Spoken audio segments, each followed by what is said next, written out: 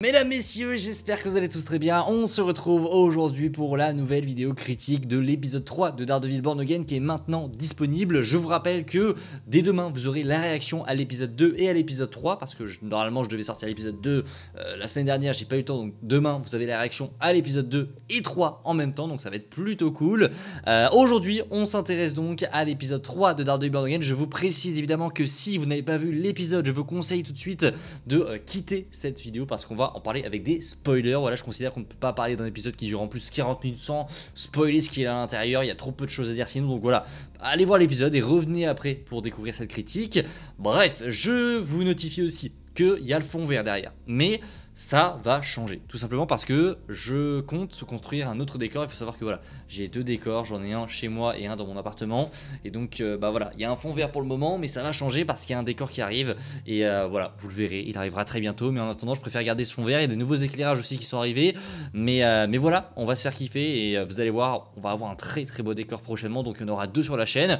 Bref, intéressons-nous à ce troisième épisode de Daredevil Born Again, qui va donc poursuivre un petit peu l'intrigue, même complètement, et terminé même l'intrigue autour de White Tiger, et je ne m'attendais pas à ça pour le coup, mais voilà, White Tiger c'est terminé. On a conclu l'arc de manière très brutale et on va revenir un petit peu en théorisant à la fin sur ce qu'il se passe, parce qu'il y a selon moi pas mal de choses à dire sur la fin.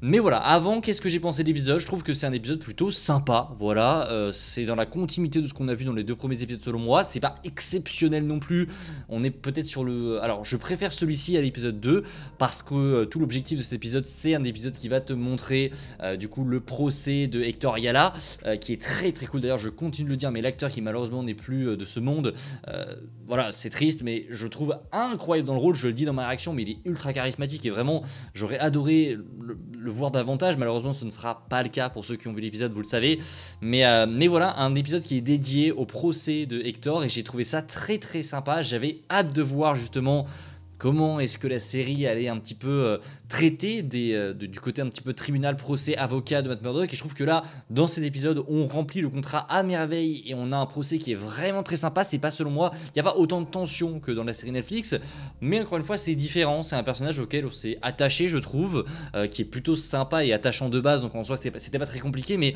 je trouve en soi que l'épisode est bien construit et qu'on a vraiment un procès qui se tient, qui est riche, où il y a des tensions, des rebondissements. C'est pas comme dans She-Hulk où voilà, t'as un procès de 2 secondes où il y en a un qui disait non mais il est innocent, non mais en fait il est pas innocent.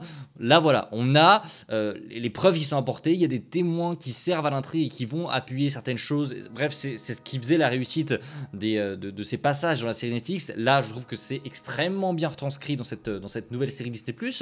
Donc voilà, j'ai beaucoup aimé tout cet arc autour donc de Hector Ayala, et j'ai trouvé l'épisode plutôt sympa dans sa globalité. Alors il est plutôt court, voilà, vous le verrez dans la réaction, mais voilà, je me rends compte très tard en fait qu'on est déjà à 30 minutes et qu'il reste que 15 minutes. Donc avec le générique, en fait, l'épisode dure 42 minutes il me semble.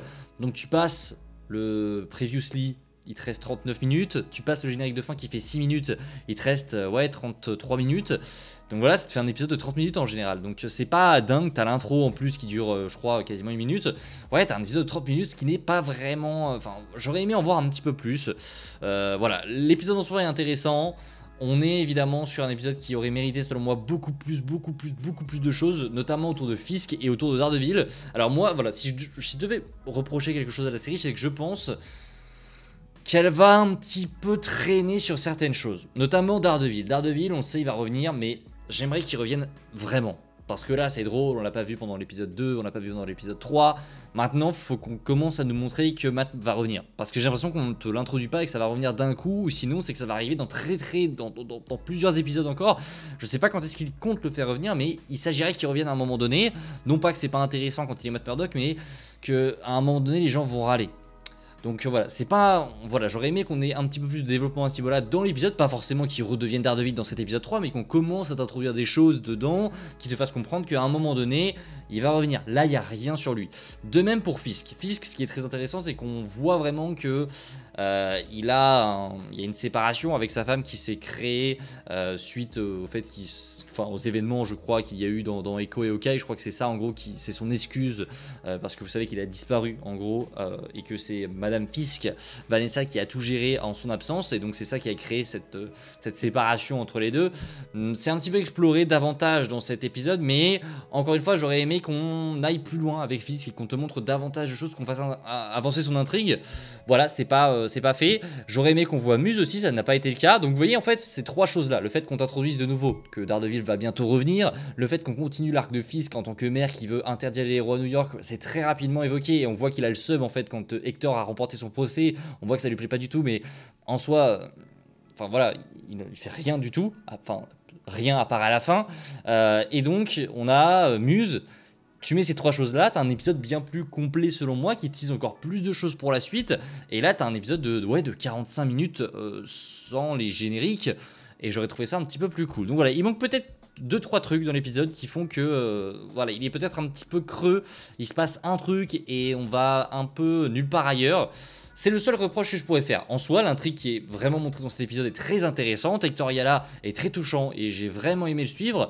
Et voilà, on arrive donc à la fin de ce procès où Hector sort victorieux. Voilà, on le voit sortir victorieux grâce à Matt. D'ailleurs, c'était un peu inattendu. Je m'attendais à ce qu'il soit du coup jugé coupable en fait par les jurés, parce que clairement le procès se termine de manière à ce que on te fasse croire qu'il a perdu, vu que c'est son adversaire. Ahmad, c'est l'adversaire qui parle en dernier et qui montre au spectateur que c'est lui qui a l'avantage pour terminer, et au final non, les jurés reviennent et disent non mais il est non coupable. C'est plutôt cool, moi j'ai kiffé. J'ai bien aimé aussi le fait que Matt, il est un petit peu plus d'audace, on sent qu'il est différent de ce qu'il faisait dans la série Netflix. Là, le fait qu'il dévoile à tout le monde qu'il soit White Tiger, c'était osé. Le fait qu'il rigole un peu, alors j'ai adoré le passage où il se fout de la gueule un peu du policier Ripou qui lui a fracassé, enfin, qui lui avait fracassé la gueule. On a la réponse pour tous ceux qui demandaient s'ils sont morts dans l'épisode 2. Non, ils ne sont pas morts, ce qui est très étrange d'ailleurs, parce que vu le bruit de coups, vu le bruit de craquement qu'on a eu, bref, les policiers en question sont toujours en vie, ils sont là pour le procès, et j'ai bien aimé le fait que Matt lui dise d'ailleurs ça va votre œil au beurre noir, etc. Très très drôle, très malin de sa part, sachant qu'il est sûr à 100% qu'ils peuvent rien dire, sinon toute leur carrière s'effondre. Et donc, pour en venir à ce qui nous intéresse vraiment, cette fin d'épisode complètement dingue où Hector Yala sort de son procès, donc tu te dis... C'est bon, le mec, il est libre, il va pouvoir commencer à aider les gens, c'est un mec bien en plus, il fait ce qui lui semblait juste. En plus, il était hyper touchant, il était touchant de fou. Il voulait faire une surprise à sa femme parce qu'il avait économisé comme un dingue pour aller acheter un nouvel appartement dans le Bronx. Il lui avait acheté des fleurs et tout pour faire une surprise. Donc tu te dis, c'est bon, on est sauvé, il va pouvoir reprendre sa vie. Que nenni! T'as à peine le temps de finir le procès. 2 minutes après, il remet son costume. Le costume, on le voit pendant 30 secondes. D'ailleurs, j'aime pas beaucoup le costume. Il est pas dinguissime. Il est pas dégueulasse, mais il est pas ouf non plus. Voilà, bref, il faut son costume, il entend un truc. Et d'ailleurs, cette scène, je l'avais vue, c'est pour ça que j'avais un peu cramé le truc. Cette scène, elle a fuité, je sais plus où. Mais j'avais vu cette scène où, en gros, c'était tourné de. Il y avait un mec qui filmait de très loin. Et en fait, on voyait qu'il y avait un gars caché derrière la poubelle. Et on voyait White Tiger sortir de la rue. Mais si vous voyez, on avait le plan d'un autre sens, d'un vieux téléphone qui filmait la scène de tournage. Et donc, on voyait bien mieux le mec dans l'ombre. Et donc cet épisode se termine sur un espèce de cliffhanger qui n'en était pas un pour moi, parce que je savais qu'il y avait un mec derrière la poubelle. J'ai directement regardé quand j'ai vu la scène et j'ai vu la poubelle, je me suis dit il y a quelqu'un derrière la rue. Alors au début j'ai pensé à Muse, je me suis dit ok, il l'introduit avec White Tiger, et en fait pas du tout, puisque White Tiger se fait fumer, voilà, très clairement il prend une balle dans la tête. Il n'a même pas eu le temps de montrer ses pouvoirs ou quoi que ce soit, c'est direct quoi, c'est paf, quick, terminé. White Tiger, on ferme le chapitre, c'est terminé. Alors je ne pense pas qu'on va fermer le chapitre, parce que dans les comics, le Tigre Blanc pourrait revenir sous d'autres itérations, et je pense que c'est ce qu'ils vont faire. Mais en tout cas, il se fait fumer, et évidemment, l'identité de celui qui l'a tué est un petit peu mystérieuse. Alors, évidemment, on aperçoit ce logo du Punisher sur son torse, en fait, parce que donc l'épisode se termine, la personne qui sort des poubelles, c'est un peu dit bizarrement, mais voilà, la personne qui était cachée derrière une poubelle, c'est mieux, lui tire dessus, et donc elle approche de la caméra, et on voit qu'en fait, sur son torse, il y a le logo du Punisher. Je vais vous répondre tout de suite, est-ce qu'il s'agit du Punisher ? non, selon moi ça n'est pas le Punisher et c'est évidemment en lien avec ce que Fisk nous a montré et c'est évidemment en lien avec les ligues du tournage, sinon je ne vous dirai pas ça, mais je suis au courant de ce que c'est et ce n'est pas le Punisher. Mais selon moi ça va servir à introduire le Punisher, parce que vous voyez il est teasé depuis pas mal de temps maintenant, l'épisode 2 il y avait des tatouages, dans l'épisode 3 on a revu des tatouages dans le cou d'un policier, là on voit vraiment son logo, donc on te dit ok, donc le Punisher revient dans le prochain épisode. Alors est-ce que ce sera dans le prochain épisode, je sais pas, mais en tout cas... Je vais essayer de vous expliquer le truc. En gros, Fisk, vous le savez, son but c'est qu'il n'y ait plus de héros. Il veut plus de héros à New York et en gros on a eu des ligues de tournage. Alors attention spoiler pour la suite de la série, mais en même temps, voilà, c'est du décryptage de ce qui se passe dans l'épisode, j'essaie de vous expliquer. Il va créer une task force anti-vigilante. Voilà, c'est comme ça qu'elle s'appelle en anglais, c'est une task force, une force spéciale anti-héros. Donc voilà, c'est des unités spéciales qui sont dirigées par Fisk, c'est vraiment un service d'intervention très très spécialisé qui est sous les ordres de Fisk. Et donc, ce qui va se passer, c'est que cette unité, on l'a vu sur les ligues des tournages, elle a un patch ici avec écrit du coup Task Force Anti-Vigilante, et sur leur torse, devinez ce qu'il y a, le logo du Punisher.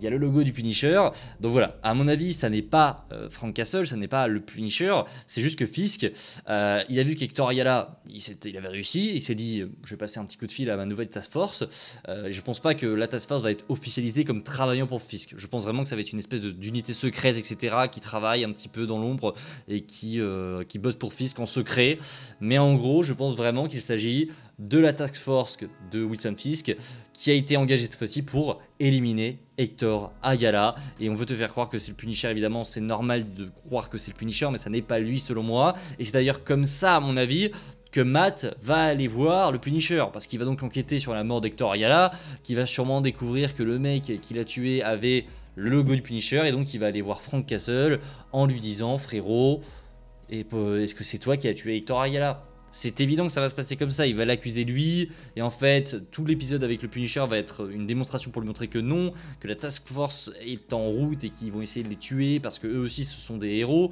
Bref, peu à peu, l'histoire se dessine et je trouve ça plutôt cool. Donc voilà, pour répondre à votre question, non, il ne s'agit pas du Punisher selon moi à la fin, il s'agit très clairement de la force spéciale de Wilson Fisk qui est donc engagée pour tuer les héros et qui donc selon les ligues de tournage, bah voilà, ils ont des logos du Punisher, ce qui va sûrement pousser Matt à aller chercher Frank Castle pour essayer de comprendre ce qui s'est passé ce soir-là avec Hector Ayala. Mais en tout cas voilà, pour conclure, un épisode plutôt sympa, je vous l'ai dit, j'ai vraiment kiffé et j'ai hâte de voir la suite. Comme vous le savez, j'ai vraiment trop hâte de voir ce qui va se passer ensuite. N'hésitez pas en commentaire à me dire vous ce que vous avez pensé de cet épisode. Si vous l'avez kiffé, bah n'hésitez pas à m'en faire part en commentaire, et n'hésitez pas aussi à liker cette vidéo, c'est très important. Et on se retrouve dès demain nous pour la réaction à l'épisode 2 et 3. D'ici là, comme d'habitude, portez-vous bien, c'est toujours le plus important les amis. Allez, ciao tout le monde.